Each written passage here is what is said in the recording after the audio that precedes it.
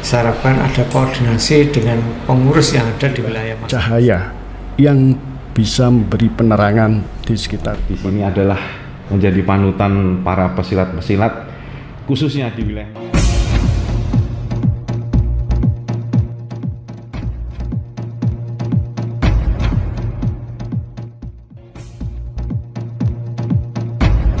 Terima kasih. Assalamualaikum warahmatullahi wabarakatuh. Waalaikumsalam warahmatullahi wabarakatuh. Puji syukur kita panjatkan pada Allah Subhanahu wa taala. Hari ini kita masih diberi kesehatan, keselamatan, umur panjang. Amin. Sehingga bisa bertemu di podcast Kisah Nusantara. Kisah Nusantara ini. Mudah-mudahan apa yang kita bincangkan hari ini ada guna manfaatnya Dan berkah ya. dan berkah. Yeah. Mungkin perlu kami perkenalkan. Jadi saya nama Dr. Andes Murjoko Hadiwijoyo. Saya saat ini menjabat sebagai Ketua Umum Persaudaraan Sehati Terate, di mana jabatan itu kami peroleh melalui mekanisme organisasi, yaitu adanya parapatan luhur. Kalau mungkin istilah di umum mungkin Munas atau Mubes. Musyawarah Nasional ya. Dulu awalnya juga namanya Kongres. Kemudian diganti tahun 70-an itu diganti menjadi Musyawarah Besar. Kemudian mulai tahun 2000 istilah musyawarah besar diganti menjadi parapatan luhur. Itu untuk di Esa Terate. Kami diberi amanah sebagai ketua umum ini mulai tahun 2017, periode yang lalu sampai 2021. Kemudian 2021 yang lalu kami diberi amanah oleh dulur-dulur melalui parapatan luhur sebagai ketua umum pusat nanti sampai dengan tahun 2026. Per 5 tahun Pak Ji? 5 tahunan per kita 5 mekanisme. Itu mekanisme 5 tahunan tetap kita jalankan. Saya lahir tahun 1953 yang lalu. Saya lahir kebetulan tidak di Madiun. Saya lahir di Bandung di Husein Sastra Negara. Kebetulan orang tua saya, bapak saya dinas di TNI AU. Angkatan Udara Pak. Keluarga besar tentara juga berarti nggih. Insya Allah.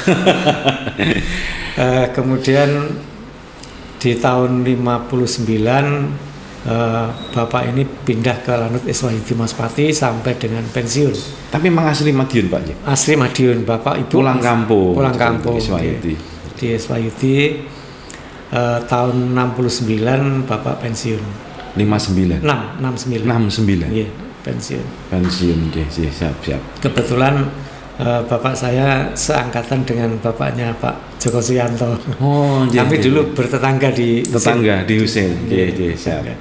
Mas Joko ini lahir lebih dulu dari saya. Beliau kalau tidak salah 51, saya 53. Pak Joko Suyanto. Kemudian saya belajar di Esa Terate ini sejak lulus dari SMP. Jadi saya SMP, SD, SMP ada di Ndolopo, Madiun.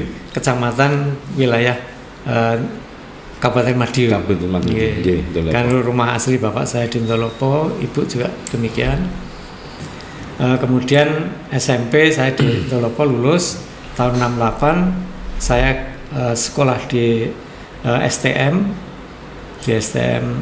di Madiun. Nah, pada saat itulah saya mulai belajar di Esa Terate. Mulai SMP Pak? Iya, mulai lulus SMP. Saya baru, kalau di Esa Terate itu kita dilatih dulu. Dilatih mulai dari tingkat yang paling bawah sebagai siswa. Itu mulai tingkat polos, jambon, hijau, putih. Kemudian saya baru bisa diwisuda sebagai anggota tetap atau sebagai warga itu tahun 72. Jadi belajar berapa tahun Pak? 5 tahun saya. 5 tahun dari tingkat bawah 1, 2, 3 tahun, 4, 5 tahun sudah tutup baru sah warga ngoten. Nah, begitu disahkan sebagai warga tahun 72 saya juga dipercaya waktu itu ditunjuk sebagai atlet. Dulu tanding adu bebas. Jagoan Pak itu zaman muda-muda pengalaman itu. Dulu. Kemudian melatih di Madiun, buka tempat-tempat latihan di wilayah Madiun. Kemudian tahun 74 saya berangkat ke Surabaya, itu melatih di Surabaya sambil kuliah sambil kerja. Kemudian tahun 77 kembali lagi ke Madiun. 77 diangkat pegawai negeri di Madiun. Siap. Itu. Jadi di SRT ini ada mekanisme pergantian kepengurusan itu setiap 5 tahun sekali. 5 tahun sekali di pusat. Melalui pawiyatan apa niku? Parapatan Dhuwur. Parapatan Dhuwur. Jadi saya di SRT ini menjadi pengurus tidak apa istilahnya tidak tahu-tahu jadi ketua umum, betul. Merintis dari bawah. Jadi saya merintis dari bawah dari dulu tahun 72 di samping jadi atlet saya jadi pelatih juga di pengurusan itu mulai dari pembantu umum dulu. Tapi kalau untuk pemilihan ketua umum niku sama mencalonkan juga atau ditunjuk oleh beberapa perwakilan, Pak? Jadi kalau penunjukan ketua umum itu melalui satu mekanisme, yaitu dalam Parapatan Dhuwur itu ada pemilihan atau penunjukan ini apa tim formatur. Lah melalui tim formatur ini, nah tim formatur ini mendapatkan istilahnya usulan dari cabang-cabang yang hadir sebagai peserta. Alhamdulillah saat ini SRT ini punya cabang di Indonesia yang terakhir tercatat 359. Seluruh Indonesia itu di tiap kota kabupaten. Tiap kota kabupaten tercover semua nih Bu SRT. Tapi belum semuanya. Karena kota kabupaten Indonesia itu jumlahnya saat ini kalau tidak salah ada 514, kita baru punya 359. 2/3 sudah ada, Pak. Alhamdulillah. Tapi provinsi semua sudah ada. Provinsi sudah ada semuanya. Hanya ada provinsi yang sudah hampir semua kota kabupaten ada, tapi ada yang belum. Kemudian di luar negeri kami baru punya cabang khusus luar negeri itu baru 29. Eropa, Amerika ada, mulai dari Timor Leste, kemudian di Malaysia, di Singapura, Taiwan, Korea, Hong Kong, di Jepang, di Arab Saudi, kemudian ada di Belgia ada, kemudian di dulu di Moskow ada juga. 5 benua adalah semua, Pak ya? 5 Insya Allah, Itu pelatihnya di sana dari orang luar sana, lokal bule-bule di sana atau dari kita itu? Awalnya dari Indonesia. Jadi dari mereka Indonesia. Yang ada yang karena kuliah di luar negeri, bekerja di luar negeri, ada yang menjadi tenaga kerja di luar negeri. Betul. Nah ini yang mereka mengembangkan di sana. Sudah punya bekal di sini, SRT, kemudian melatih di sana. Ternyata juga peminat di seluruh dunia pun ada peminatnya dan juga memang awet lah di sana itu. Alhamdulillah budaya Indonesia bisa disenangi oleh dunia internasional. Dan di samping itu kita insan pencaksilat, perguruan pencaksilat yang ada di tanah ini diberikan tugas dari PBIPSI. Harapannya pencaksilat itu nantinya bisa masuk di kejuaraan internasional. Kalau saat ini baru masuk di SEA Games dan Asian Games, tapi untuk Olimpiade belum. Kalau ketua IPSI sekarang kan masih Pak Prabowo.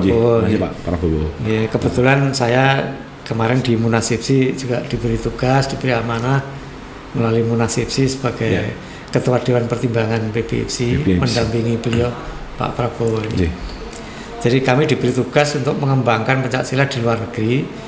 Harapannya pada saatnya nanti pencaksilat bisa masuk di Olimpiade. Harapan kita semuanya. Karena untuk masuk Olimpiade ini harus ada 50% plus 1 jumlah negara yang ada pencaksilat. Nah ini belum terpenuhi. Semoga lah ke depan pencaksilat kita semakin mendunia dan bisa diadakan salah satu cabang olahraga di Olimpiade. Harapan kita semuanya. Para pemirsa, sekilas tentang Pak Haji Murjowo selaku Ketua Umum PSHT. Sekarang kita beralih ke Pak Haji Agus selaku Ketua Umum SH Winongo atau Tunas Muda Winongo. Nggih, Pak Agus, pripun nih, gimana nih sejarahnya ini dengan Winongo nih Pak Agus? Ngapunten, mohon maaf sebelumnya. Bisa cerita sekilas tentang profil Bapak kemudian dengan bergelut dengan Winongo ini. Monggo. Assalamualaikum warahmatullahi wabarakatuh. Waalaikumsalam. Bapak Kasrem, Nggih, matur suwun. Pak Purjoko, dan pemirsa semua. Pertama-tama marilah kita memanjatkan rasa puja dan puji syukur kita kehadirat Allah Subhanahu wa taala. Berkat limpahan taufik, hidayah, karunia-Nya sehingga pada hari ini kita dapat berbincang-bincang Alhamdulillah dalam keadaan sehat walafiat. Amin.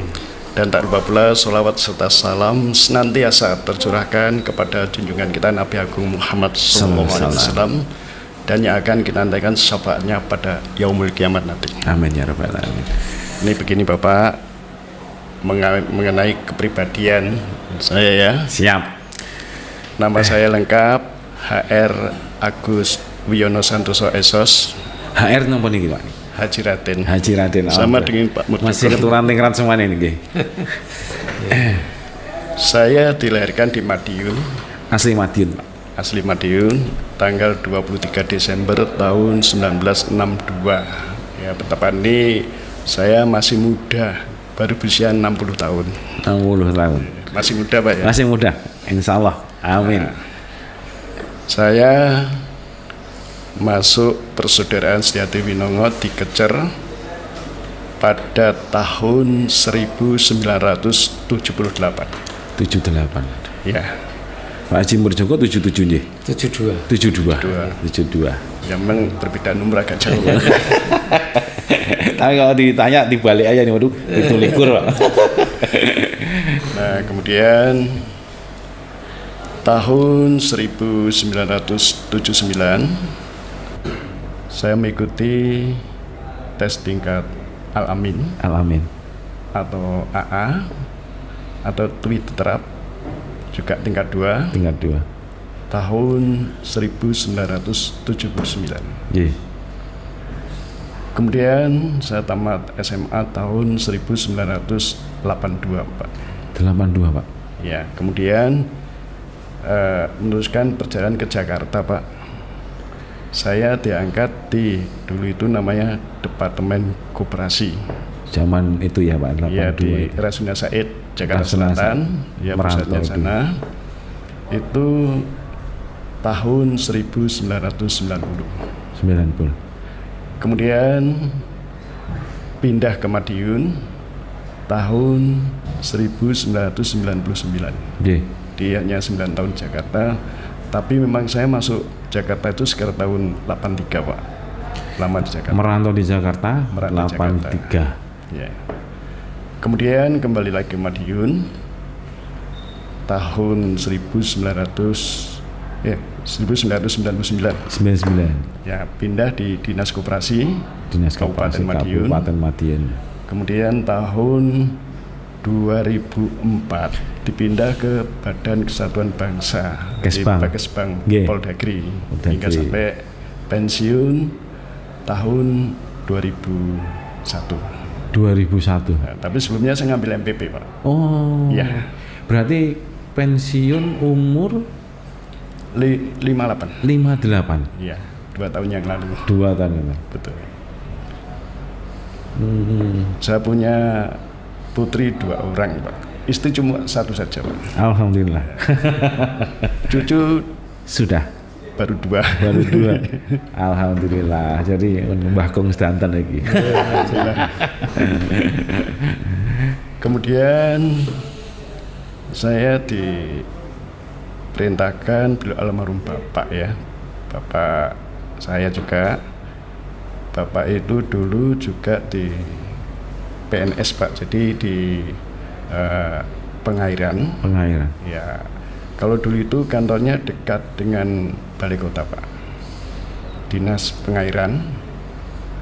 Kemudian Bapak pensiun. Nah, terakhir kali pada saat Bapak itu melaksanakan ibadah haji Nggih. itu tahun 2008. 2008. Ya, saya mendampingi beliau pada saat itu. Kemudian setelah selesai di dalam pelaksanaan ibadah haji, maka beliau wafat di Tanah Suci. Semoga husnul khotimah. Amin, amin, amin. Itu pun meninggalkan beberapa pesan. ya, dalam arti pesan kedamaian. Sebelum beliau wafat, beliau pun salah satu yang masih saya ingat sampai sekarang, beliau Bapak itu berpesan, apabila kamu memberikan air kepada saudara-saudaramu ataupun yang lainnya, air itu harus bersih dan ikhlas.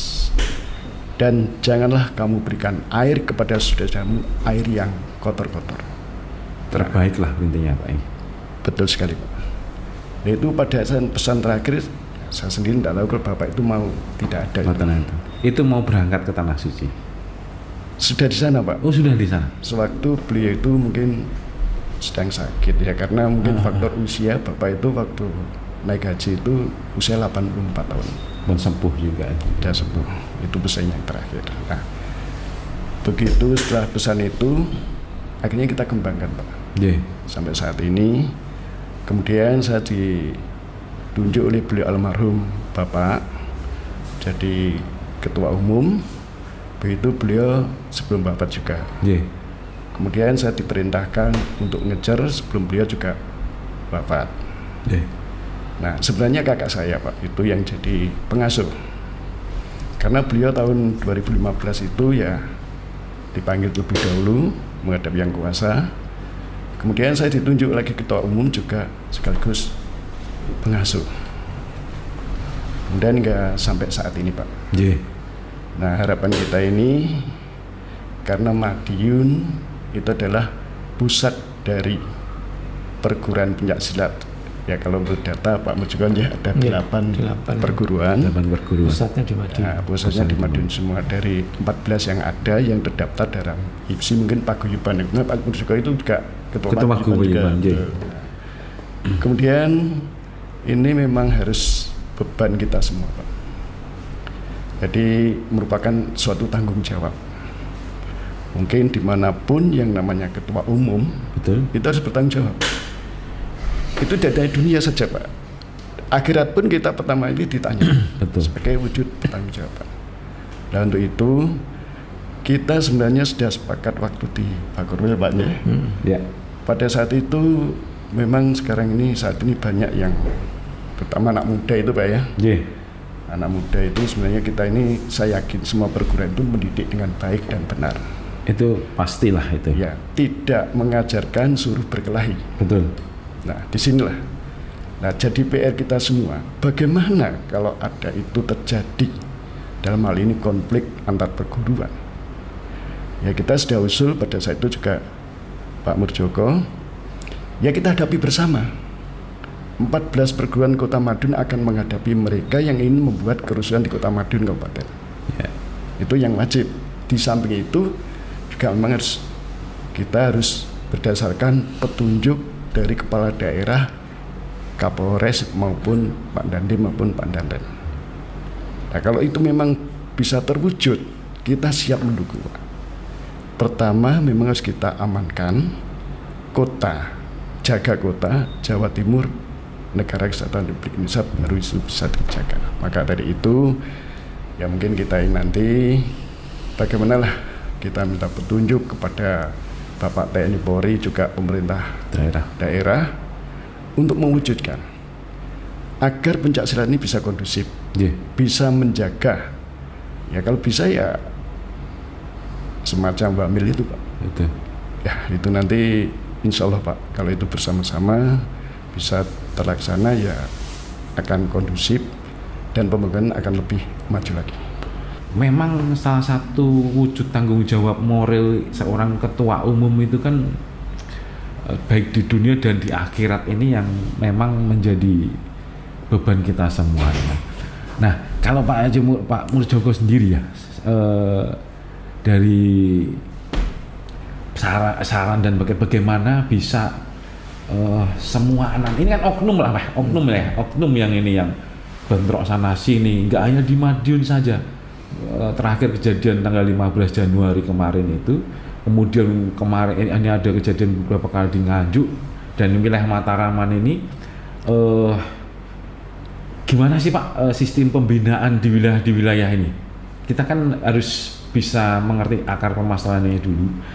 Karena ternyata saya lihat saya tahu ini hanya masalah beberapa kali masalah sepele saja. Terima kasih. Okay.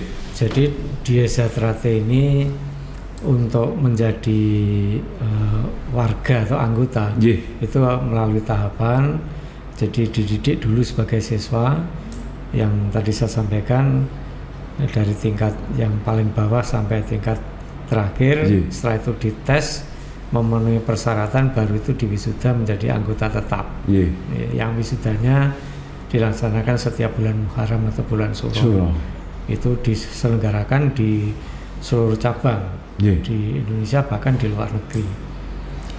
Nah, dalam pembinaan ini tentunya kalau masih siswa itu kalau melanggar pecat, itu langsung kita keluarkan dari latihan. Nah, setelah diwisuda menjadi anggota tetap, menjadi warga, ini pun juga demikian. Ada aturan-aturan sesuai dengan ADART, sesuai dengan ketentuan organisasi. Kalau terjadi pelanggaran maka ada tahapan-tahapan. Jadi ada peringatan lisan tertulis, baru skorsing meningkat menjadi pemecatan. Kalau Desa Trate bisa kita. Jadi kita tidak pandang dulu kalau ada memang terbukti salah dan itu ada bukti yang kuat secara hukum, ya sudah kita keluarkan, kita lepas. Dengan kejadian-kejadiannya apakah sudah pernah dilakukan, Pak? Sudah terrealisasi pernah seperti itu? Sudah. Jadi sudah kita juga sejak dulu. Jadi pembinaan di cabang itu menjadi tanggung jawabnya cabang masing-masing. Jadi cabang itu kita beri otonomi untuk mengatur cabangnya sendiri. Ketua umum ditembusi tapi? Iya, jelas. Pastinya. Jadi nanti untuk kegiatan di cabang atau di pembinaan di cabang, di ranting itu tingkat kecamatan, ini menjadi tanggung jawab daripada cabang. Kemudian kita ada yang kalau sudah menjadi warga itu ada tingkatan lagi untuk menjadi pembina di masing-masing wilayah. Jadi ada kalau disahkan, baru disahkan menjadi anggota tetap itu namanya warga tingkat 1. Kemudian nanti kalau sudah mencapai masa tertentu, dedikasinya baik, moralnya baik, nah ini baru bisa mengikuti peningkatan jenjang berikutnya di tingkat 2. Tapi tetap komit, Pak, ya, terkait ada pelanggaran. Keluarkan. Iya. Sudah berapa banyak, Pak, itu? Calon-calon itu kan istilahnya baik yang sudah jadi warga atau yang belum itu kan pasti dengan kejadian-kejadian yang tidak kemarin lah, sudah berapa tahun sering terjadi itu. Sudah berapa kali mengeluarkan itu? Sudah banyak sekali. Ribuan aja tuh. Kalau dari Winongo sendiri ribuan, Pak Gisi? Baik, jadi untuk Winongo sendiri itu pertama itu kita tujuan, Pak ya. Sebenarnya maksud tujuan SA itu apa? Yaitu untuk mengolah raga dan mengolah batin untuk mencapai keluhuran budi, guna mendapatkan kesempurnaan hidup, kebahagiaan serta kesejahteraan lahir batin di dunia dan di akhirat. Nah, sesuai dengan tujuan tersebut, kalaupun kita berlatih memperdalam ilmu pencak silat ini atas dasar jiwa yang sehat terdapat pada tubuh yang kuat, atau istilah Hasim mengatakan men sana in corpore sano. Akan tetapi apakah tubuh kita menjadi kuat pasti jiwa kita ini sehat? Ini belum tentu.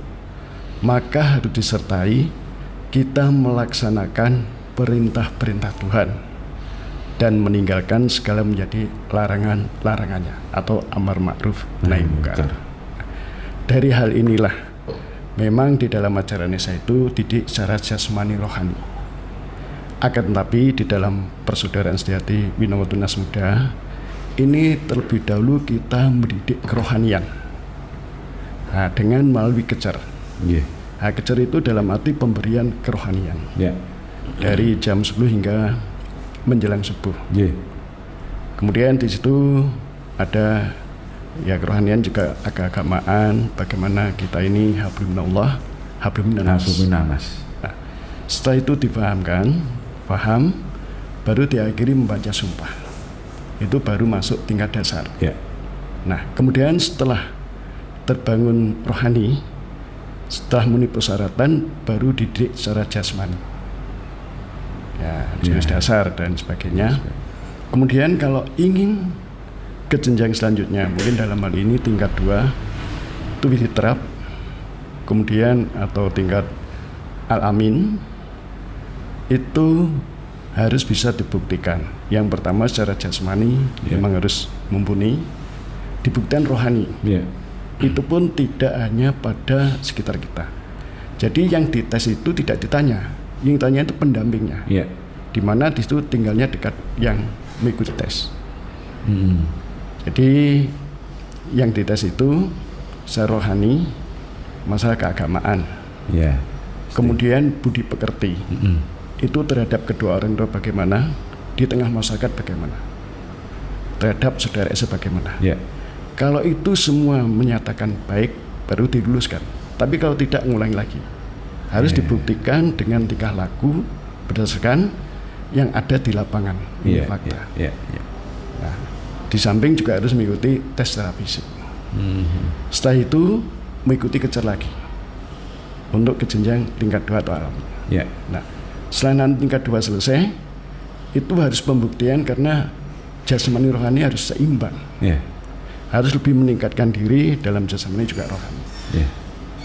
Kemudian langsung ke tingkat 3. Andai kata ingin ke tingkat 3 atau al-amin 3, nah itu nanti juga dites lagi. Harus menguasai tingkat 2. Secara rohani harus lebih mendalami lagi. Begitu sudah menguasai tes itu lulus, secara rohani ini harus mendekati kesempurnaan. Paling tidak semua ajaran tingkat dasar, tingkat 2 harus sudah terlaksana dan secara konsekuen dengan baik. Kalau itu bisa, baru diizinkan untuk ke tingkat 3. Nah, tingkat 3 itu memang full rohani. Full rohani itu 100%. Jadi disitulah keadaan daripada Persaudaraan Sejati Winongo. Nah, jadi kita ini cuma pertama kita bangun jiwanya, baru badannya. Karena kita ya melalui kejar itulah kita isi kerohanian. Setelah selesai baru dapat jasmani, kemudian nanti ke tingkat jenjang selanjutnya lebih diperdalam lagi seperti itu. Ya, ini kebetulan kan kalau kita kembali bicara tentang adanya banyak bentrokan, ya memang tidak menutup kemungkinan kalau di Madiun saja ini kan namanya Kampung Pesilat lah Pak ya, itu Kabupaten Kota Pendekar. Jadi mungkin 90% warganya sudah pernah menjadi seorang pendekar. Nggak taunya ada beberapa gesekan hanya karena belajar motor, hanya karena ini masalah-masalah kecil. Lihat-lihatan aja bisa jadi gawe, bisa jadi ribut. Itu kalau tadi dari Amir Joko tadi adanya dikeluarkan dari keanggotaan. Kalau SHW-nya kurang lebih ya mungkin seperti itu. Pertama kita bina dulu. Sampai juga peringatan. SP 1, SP 2. Ya, setelah itu kita musyawarahkan. Jadi kita memecat nggak semudah itu ya. Tidak semudah. Karena dalam Winongo itu nggak dipaksa untuk masuk Winongo, juga tidak memecat karena dalam SK itu tidak ada ADART, tidak ada. Kita bina. Kalau itu menyangkut hukum, kita serahkan pada aparat berwajib. Itu saja. Udah. Ini sudah nyata-nyatanya memang bersalah, tidak bisa dibina lagi. Monggo, hukum yang bermain. Hukum yang berlaku nanti. Mungkin kemarin kan antar perguruan sudah membuat MOU komitmen ya Pak. Sudah ngomit dengan Forkopimda, dengan semua perguruan, ada 14 perguruan yang saya tahu berkomit. Nah, Pak Haji Murko selaku Ketua Paguyuban bersama saudara-saudara perguruan yang lain, apa sudah pernah berembuk Pak nih? Iki membicarakan solusi yang terbaik ini, yang berapa kali kejadian ini sudah pernah berembuk dan bagaimana hasilnya Pak? Sudah pernah diterapkan, diaplikasikan, ada hasilnya nggak di situ? Terima kasih. Jadi masalah perselisihan bukan antar perguruan kalau saya mengatakan, karena antar orang yang oknum lah itu. Oknum itu.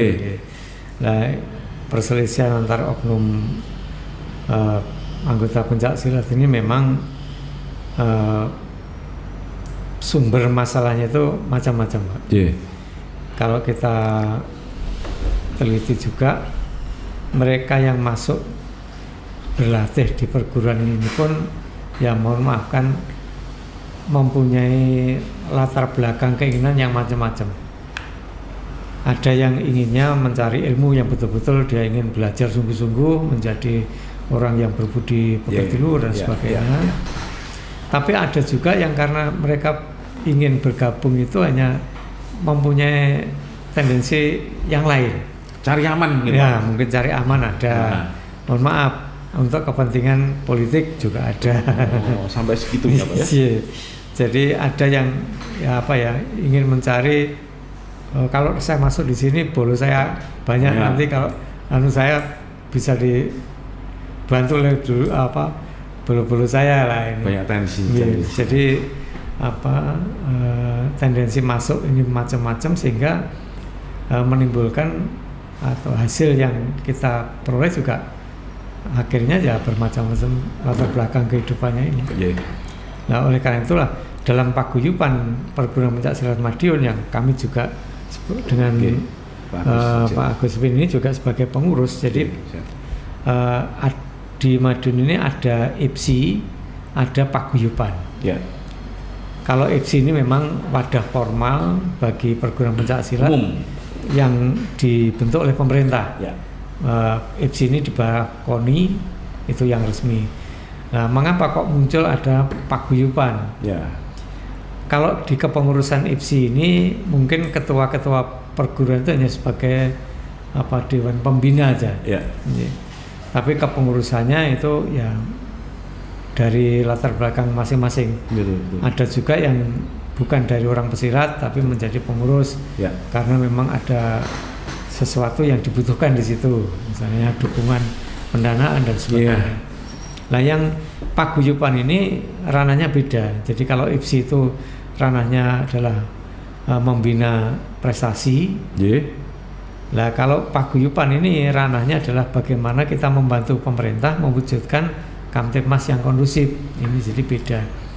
Sehingga di kepengurusan paguyuban ini kami libatkan semua ketua-ketua perguruan yang ada di Madiun ini. Nah, di situ kami mengadakan kegiatan pertemuan rutin, paling tidak 2 bulan sekali kita ketemu, kumpul, ada masalah kita bicarakan, kita diskusikan ini di sana. Karena kebetulan tadi bisa disampaikan juga oleh Mas Agus bahwa di Madiun ada 8 perguruan yang pusatnya di Madiun. 8 perguruan pusatnya itu di Madiun, sehingga kalau ada apa-apa yang terjadi di Madiun ini mudah sekali menyebar ke lain. Langsung cepat, apalagi sekarang dengan era teknologi IT cepat Pak. Kadang terprovokasi juga. Oleh karena itulah maka kita berusaha dalam paguyuban ini kita membina kebersamaan dan sebagainya. Tapi ya mohon maaf, kalau IPSI itu didukung oleh adanya bantuan dana dari KONI. Tapi kalau paguyuban kita mandiri. Jadi kita tidak ada dana dari pemerintah misalnya, tidak ada. Kita mandiri. Ya mana yang ada rezeki kita mengadakan kumpul di tempat itu. Swadaya. Nah ini yang kita harapkan juga ada peranan dari pemerintah daerah untuk memfasilitasi kami bertemu ini. Di dalam paguyuban Pak ya? Di dalam paguyuban. Seperti kemarin alhamdulillah kita laksanakan pertemuan di Bakorwil. Semua hadir ini. Sehingga dari situlah kita bisa mencari solusi. Kalau ada permasalahan ini bagaimana kita cari solusinya, kita bisa bertemu ngomong sehingga kita bisa menyampaikan ke cabang-cabang kita. Nah, kalau tadi sampaikan Mas Agus tadi ya, kalau ada saran harus dididik secara istilahnya itu supaya ada rasa bela negara, ada wawasan kebangsaan, itu gimana itu Mas Agus? Ya, jadi kita ini kan dari perguruan. Nah, di samping kita ini bagaimana perguruan bisa baik. Betul. Nah, pasti itu. Ya, itu kita hanya bagaimana untuk pembinaan dalam ini baik itu dari pemerintah daerah kemudian TNI Polri. Kalau didik seperti ya militer, tidak masalah kita ya Pak ya, silakan, itu lebih baik Pak. Kemudian supaya lebih terarah Pak ya, terarah dan lebih semangat, secara fisik akan lebih baik lagi. Itu yang kita harapkan. Kemudian untuk wawasan kebangsaan Pak itu perlu. Karena negara kita negara kesatuan, Republik Indonesia harga mati yang harus kita jaga. Nah, kalau kita lihat sering terjadi bentrok antara oknum ya. Nah, kalau perguruan kita tidak menyebutkan oknum di luar dari perguruan. Sebenarnya bukan tanggung jawab perguruan sebenarnya Pak. Atau mungkin itu suatu kelompok-kelompok kecil atau komunitas, itu kita tidak ada dalam ADART, terus terang tidak ada itu. Jadi sebenarnya itu di luar perguruan semua. Ya Pak, pribadi masing-masing lah itu. Betul sekali. Nah, itu nanti kalau sudah menggabungkan diri di dalam hal itu yang repot tuh perguruan malah. Ya akhirnya merepotkan perguruan. Betul sekali. 1-2 orang anak-anak muda, kita tidak sebutkan perguruan mana, ribut. Akhirnya kan yang kena imbas jelek kan juga perguruan. Pasti perguruan jelek, ketua umumnya juga jelek. Ketua umumnya tanggung jawab dunia akhirat ya. Nah ini yang harus dipahami nih oleh para warga, para pendekar-pendekar setanah air, khususnya di wilayah Mataraman. Tanggung jawab ketua umum. Kalau ada gesekan, ada ini antar oknum itu, jadi jangan sampai terjadi dan terjadi. Tanggung jawab dunia akhirat nih sama beliau-beliau di sini. Nah ini yang harus kita mengerti bersama. Egoismenya dibuang, rasa lebih baik daripada yang lain tidak ada lah menurut saya. Di atas langit masih ada langit, Mas, tahu kan, kita juga tahu bersama. Nah ini harus betul-betul dewasa dalam berpikir. Pembelajaran Pencaksilat itu bukan untuk melawan saudara satu sama lain, terutama sesama warga meskipun lain perguruan. Malah kita itu bagaimana, ayo nguri-nguri budaya Indonesia, Pencaksilat, membesarkan gimana cara goal di dunia internasional yang Pak Mujogo bisa jadi Olimpiade. Itu yang harus kita pikirkan, malah seperti itu sih menurut saya. Nah, ini kaitannya dengan prestasi ya. Betul.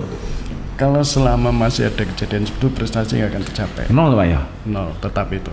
Makanya untuk khusus ya bukan hanya semua perguruan ya. Kita harapkan satu, guyub rukun. Kita tidak ada masalah satu dengan yang lain. Kalaupun ada itu adalah oknum. Jadi mereka yang tidak bertanggung jawab, yang sengaja ingin merusak perguruan. Memang seperti itu. Ada juga yang merusak seperti itu.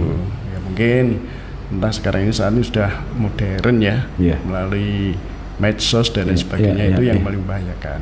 Nah, kita masalah medsos juga kita sampaikan kepada mungkin terutama bagi saudara-saudara saya yang di Winongo Tunas Muda, janganlah percaya, janganlah ditanggapi yang sekiranya itu adalah dalam medsos yang tidak bertanggung jawab. Provokasi Pak ya? Provokasi, itu yang harus dihindari. Kalau ada apa silahkan langsung ke pusat, cross check benar atau tidaknya. Kadang juga ada yang wah ini saudaramu dipukuli, padahal belum tentu seperti itu lah, itu satu medsos. Nah, itu. Tatwa Masih itu mungkin dengan Pak disalahartikan. Nah, Tatwa Masih itu sebenarnya kan itu ajaran SH. Itu juga ajaran itu memang dari buku agama Hindu. Betul. Tatwa Masih tatyatwam, kamu asli adalah saya. Kamu adalah saya. Atau tapi ia adalah kamu adalah ya, aku adalah kamu adalah. Ini kan falsafah. Mengajarkan rasa sayang tanpa batas, sebab diketahui bahwa aku, kamu, ia, dan seluruh makhluk itu sama saja. Dan kalau kita menolong lain berarti menolong pada diri sendiri. Sebaliknya kalau kita menyakiti orang lain berarti menyakiti diri sendiri. Inilah suatu wujud. Memang ini ajaran Hindu. Ini memang diperoleh dari guru beliau yang King Abhisrodipiryo dari Bali. Ya. Nah, kita terkait memang perguruan yang notabene-nya apalagi SH ini satu guru lah itu. Nah ini apa enggak sedih beliaunya ini kan kalau mendengar seperti anak turunannya, murid-muridnya sampai beranak cucu begini sampai bolak-balik bentrok. Nah inilah kita yang memang harus banyak-banyak memberikan pengertian selaku orang tua. Memang kita harus cerewet Pak itu memberikan pengertian pada anak-anak yang masih muda-muda ini. Nah memang terlepas dari ajaran, saya yakin perguruan semua mengajarkan baik, tidak ada terprovokasi, dan menurut saya juga memang dari perguruan juga memang harus sering-sering kontrol Pak ya. Adanya provokasi itu apalagi terkait dengan media. Kebetulan tanggal 7-8 Januari kemarin kita ngadain pelatihan itu dalam arti visual ya, visual media, yang mana kita mendatangkan dari IKJ Jakarta. Kemudian di situ ada pelatihan, bagaimana cara mengambilkan gambar, menyampaikan pada ini PA, juga tata bahasa yang baik. Gambar yang sampaikan itu jangan sampai terulang gambar yang beberapa waktu berjalan itu dimunculkan kembali. Itu yang sangat menyedihkan itu. Biasanya begitu Pak, orang provokasi itu. Maka bagaimana yang punya konten ini terutama, dan itu pun kalau dalam video gambar yang baik-baik saja. Jangan tidak baik, kalau tidak baik itu memancing masalah. Nah inilah, sehingga pada saat itu 2 hari kita melaksanakan, ya alhamdulillah bisa agak terkendali lah. Jadi kita harapkan ini bisa nanti disampaikan ke yang lainnya, terutama yang punya konten, sehingga nanti walaupun boleh saja membuat seperti itu, boleh saja, akan tetapi yang harus sesuai dengan aturan yang baik seperti itu. Pak Murjoko dan Pak Agus, terkait dengan sistem pembinaan kan kadang kita bisa mengawasi, kadang kita juga ada keterbatasan. Sistem pembinaan kepada anggota yang paling pokok diajarkan ini supaya tidak salah pengertian, salah jalur dalam mengartikan, saya ke perguruan itu terutama ya jiwa korsa ini. Tentara pun ada Pak jiwa korsa ini, tapi jiwa korsa di saat yang baik, hal yang baik jiwa korsa. Jangan sampai jiwa korsa itu diterapkan pada jiwa pada kejadian ataupun hal yang salah. Nah, pripun ini Pak, gimana ini?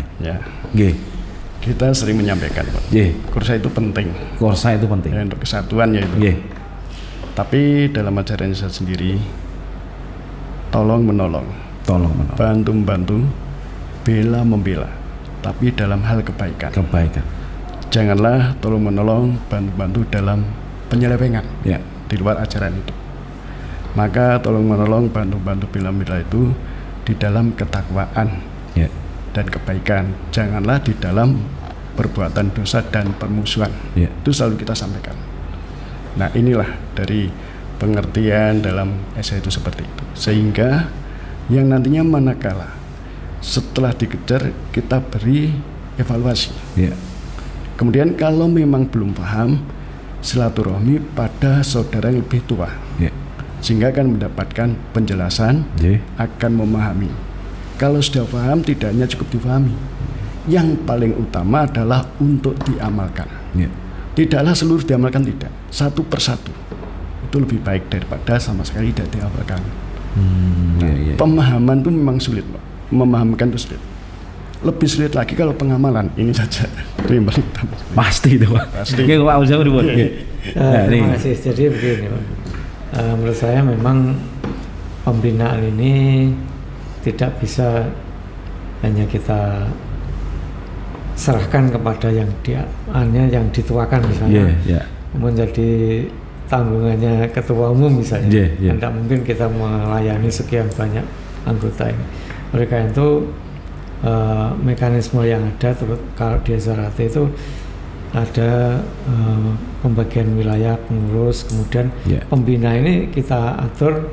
Jadi mereka yang sudah tingkatannya lebih tinggi ini kita atur untuk melakukan pembinaan di wilayah-wilayah tertentu. Kita bagi seperti di Madiun yang di kecamatan ini adalah ini tanggung jawabnya, itu ada.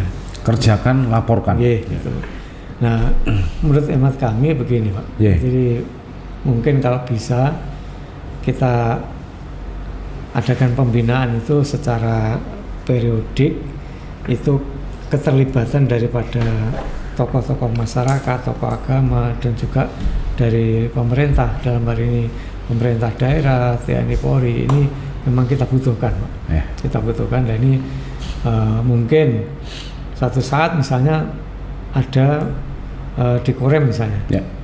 Di Korem itu dulu setiap ulang tahun Korem itu mulai zamannya Pak Luhut. Kita membuat event kejuaraan antar kodim sekorem. HUT Korem berjalan sampai beberapa kali Pak. Itu alhamdulillah sangat positif sekali. Jadi masing-masing kodim membawa kontingen. Jadi sudah tidak membawa nama perguruan tapi kontingen. Kemudian ada kegiatan misalnya Hari Pahlawan, ada kerja bakti membersihkan makam pahlawan, semua dilibatkan. Nah, mungkin juga ada kegiatan misalnya pemerintah daerah punya gawe, kita libatkan misalnya kerja bakti di jalan atau di tempat-tempat tertentu, misalnya di pasar atau di mana. Nah, itu keterlibatan itu saya kira juga perlu, sehingga ini akan menyemangati untuk kebersamaan tadi. Ini kami usulkan. Kemudian untuk pembinaan yang dalam forum yang resmi ini, mungkin dalam bentuk apa itu bela negara atau apa, monggo apakah dilaksanakan mungkin yang tokoh-tokohnya dulu misalnya, nanti dikumpulkan, kemudian ada pembinaan mungkin sehari 2 hari, baik masalah hukum, masalah wawasan kebangsaan, bela negara, kemudian ketertiban dan sebagainya. Ini nanti kita atur, kita kemas, kita bisa bekerja bersama-sama antara kita yang ada di perguruan dengan pemerintah ini, termasuk dengan TNI Polri. Nanti kita atur, ya tentunya karena yang ibaratnya yang punya dukungan itu dari pemerintah daerah, hanya dukungan untuk pelaksanaan itu ya kita harapkan pemerintah daerah melalui, kalau di kota ya wali kota, kalau kabupaten melalui Pak Bupati, ini bisa mengapresiasi apa yang menjadi kita inginkan ini. Bisa wadahi dan ada peran serta pemerintah. Peran serta pemerintah ini. Kalau masalah pembinaan intern, itu pemberian materi dan sebagainya, saya kira kita semua perguruan lengkap, baik dari sisi rohaninya, baik dari sisi jasmaninya, sudah. Hanya karena itu tadi latar belakang mereka masuk ini kadang-kadang tidak semuanya murni untuk mencari ilmu, tapi ada yang untuk kepentingan sesaat, kepentingan pribadi, dan yang perlu kita berikan wawasan, baik wawasan kebangsaan, hukum dan sebagainya tadi. Ya memang mungkin saran dan yang hasil diskusi, hasil kita kesah seperti ini, mungkin salah satu yang bisa dijadikan solusi mungkin seperti Pak Projoko. Tapi mungkin dari kawan-kawan, saudara-saudara perguruan juga harus bisa mengevaluasi internal mengevaluasi internal. Kok berapa kali kejadian terus setiap tahun pasti ada. Ya kadang memang oknum di luar kemampuan perguruan juga. Tapi kan itu oknum, bukan perguruannya. Kalau perguruan sampai seperti itu, wah ngeri sekali, wah apa itu? Hampir semuanya se-Indonesia ya gitu Pak ceritanya. Nah, ini kita sampaikan ke para pendekar-pendekar sebangsa dan setanah air nih. Bagaimana ini Pak pesannya supaya tidak terjadi kejadian-kejadian bentrok bolak-balik antar oknum ya, bukan antar perguruan seperti itu. Akhirnya kebawa perguruan kita, bawa padepokan kita di situ. Nah, ini Pak Murjoko nih pesan-pesannya kepada kawan-kawan pendekar-pendekar seduhan dan tanah air ini. Monggo.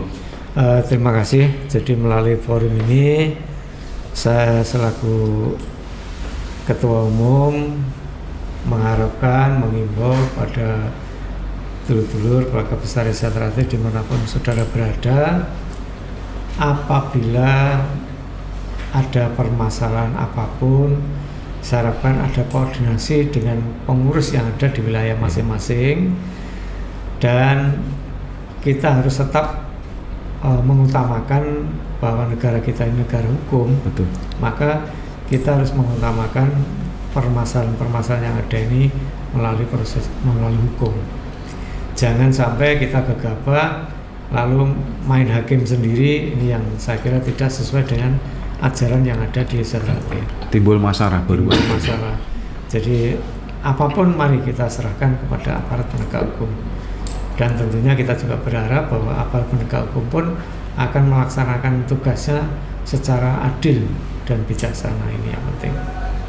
Kemudian dalam rangka menjaga Kamtibmas ya, tentunya bagi keluarga besar Setrate ini adalah hukumnya wajib menjaga Kamtibmas sesuai dengan komitmen kita keluarga besar Setrate.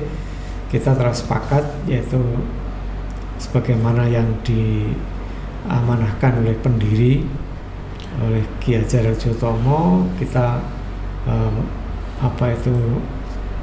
mengutamakan yaitu watak jiwa patriotisme, cinta tanah air, bangsa dan negara, ini yang utama. Kemudian itu pun juga sudah komitmen kita dalam Parapatan Nur yang baru lalu tahun 2021. Kita telah berkomitmen bahwa keluarga besar Setrate menjaga yaitu 4 konsensus kebangsaan, yaitu Pancasila, Undang-Undang Dasar 45, NKRI, dan Bhinneka Tunggal Ika. Ini merupakan kewajiban.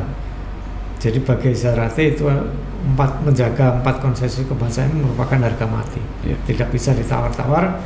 Kalau ada warga Setrate yang bertentangan dengan konsensus kita, ya mohon maaf, kami akan mengeluarkan dari organisasi ini. Ini yang penting, dan mari kita tunjukkan bahwa kita terutama mohon maaf Setrate ini merupakan salah satu perguruan pencaksilat yang ikut membidani lahirnya IPSI. Sehingga harapan kami keluarga besar Setrate mampu menjadi contoh, menjadi teladan di lingkungannya, di masyarakat, dalam rangka menciptakan Kamtibmas. Bukan malah sebaliknya. Ini yang harus kita pahami. Jadi kalaupun ada perbedaan, ada masalah, yang monggo silakan diselesaikan secara persaudaraan, dan kalau memang itu sudah mentok ya silakan selesaikan secara hukum. Karena itu negara kita. Jadi kami tidak ingin mendengar saudara-saudara kami berbuat anarkis, apalagi sampai merusak fasilitas umum dan sebagainya, merusak milik orang lain, apakah itu kendaraan atau rumah. Ini sudah bukan wataknya sebagai pendekar. Gangster itu. Ya, ini kalau boleh saya katakan itu sudah watak-watak atau sifat-sifat daripada premanisme lah. Ini yang kita tidak boleh. Setrate tidak mengajarkan seperti itu. Jadi kalau ada masalah silakan selesaikan. Kalau perlu koordinasi dengan pengurus yang ada, terutama berita-berita yang terkait dengan di media sosial. Kadang-kadang ada foto yang lama diunggah lagi lalu diberi komentar ini baru terjadi, padahal setelah kita cek ternyata itu kejadiannya sudah bertahun-tahun yang lalu diunggah lagi. Nah ini yang kita harus tetap hati-hati, waspada, jangan sampai kita mudah terprovokasi sebagai warga Setrate. Kemudian juga kami juga mohon bantuan melalui TNI Polri yang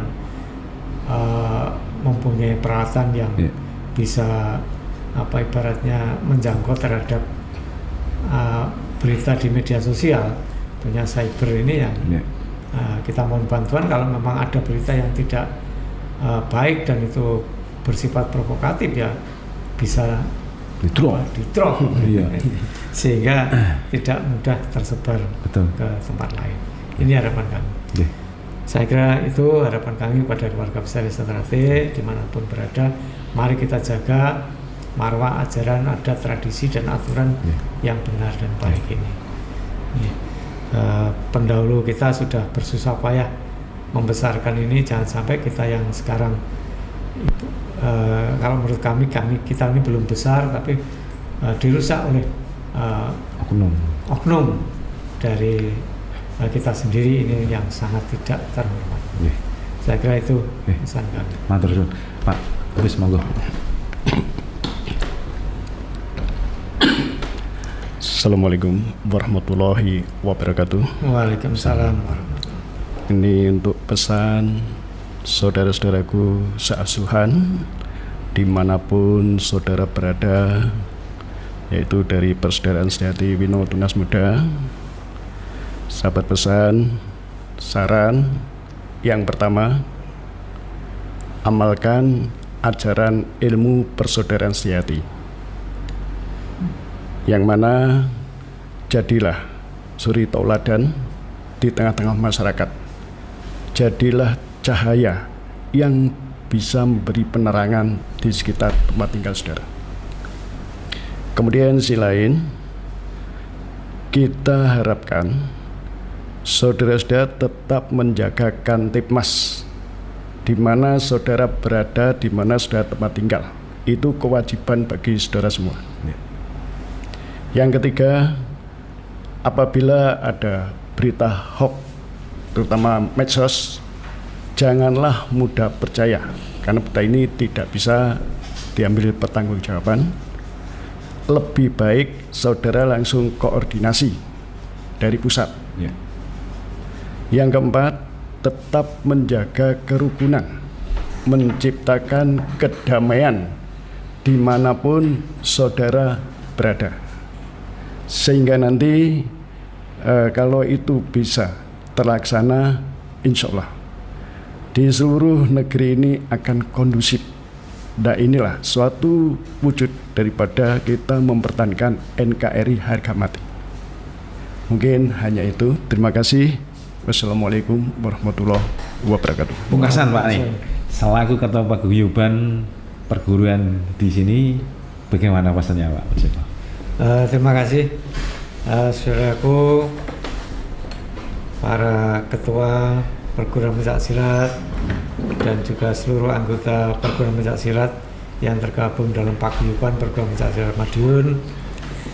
Mari kita bersama-sama kita jaga Kota Madiun dan Kabupaten Madiun, di mana Kota Madiun dengan trademarknya sebagai kota pendekar dan Kabupaten Madiun sebagai kota kampung pesilat. Mari kita jaga agar trademark ini benar-benar menjadi ikon Madiun kota maupun kabupaten yang baik. Ya, kita tunjukkan bahwa Madiun sebagai pusatnya perguruan pencaksilat yang besar harus bisa membawa nama baik keluar, sehingga dengan kebaikan yang ada ini kita harapkan Madiun kota dan kabupaten menjadi salah satu tempat tujuan wisata religi, terutama yaitu wisata perguruan pencaksilat ini, belajar pencaksilat, sehingga para wisatawan baik itu domestik maupun dari mancanegara datang ke Indonesia pasti akan mencari di mana pusatnya pencaksilat ini, yaitu di Madiun. Sehingga kita perlu menjaga Madiun tetap kondusif, aman, tentram, damai. Kalaupun ada permasalahan, mari kita selesaikan bersama-sama secara arif dan bijak dengan berlandaskan kepada rasa persaudaraan yang ada ini. Dan Paguyuban kita punya satgas yang anggotanya dari semua perguruan pencaksilat. Maka satgas ini yang kita beri nama Satgas Sendot Prawiro Dirjo ini kita tetap kita jaga, dan harapan kami kalaupun mungkin dalam waktu dekat kami akan minta untuk, mungkin ada anggota yang kemarin sudah pindah alamat, mungkin juga pindah pekerjaan dan sebagainya, maka mungkin ada peremajaan, kami akan minta data anggota Satgas Sendot Prawiro Dirjo yang baru dari semua perguruan yang ada. Setiap ada event kegiatan di Madiun baik kota maupun kabupaten, baik itu kegiatan perguruan ataupun kegiatan dari pemerintah daerah, Satgas ini harus bisa tampil, ikut membantu mengamankan saudara-saudara kita. Itu yang kami harapkan. Sekali lagi kepada ketua perguruan pencaksilat yang tergabung dalam paguyuban perguruan pencaksilat Madiun, ada 14 perguruan, mari kita bersatu bersama-sama dengan meningkatkan dan mempererat rasa persaudaraan kita ini. Kita bangun Madiun sebagai kota pendekar dan Kabupaten Madiun sebagai kampung pesilat. Ya. Terima kasih atas perhatiannya dan dukungannya. Terima kasih Pak Murdjoko dan Pak Agus selaku Ketua Umum PSHT dan PSHW atas waktunya. Matur nuwun sanget. Iya, sama-sama. Matur nuwun, semoga kisah kita, obrolan kita singkat ini bisa menjadi solusi dan jadi bisa mengerti lah saudara-saudara kita para pendekar di seluruh Nusantara dan seluruh tanah air. Semoga menjadi berkah dan matur suwun atas rawuhipun sekali lagi, dan saya Kasrem 081 Dirut Saharjaya beserta kru mengucapkan terima kasih. Semoga menjadi berkah kita semua.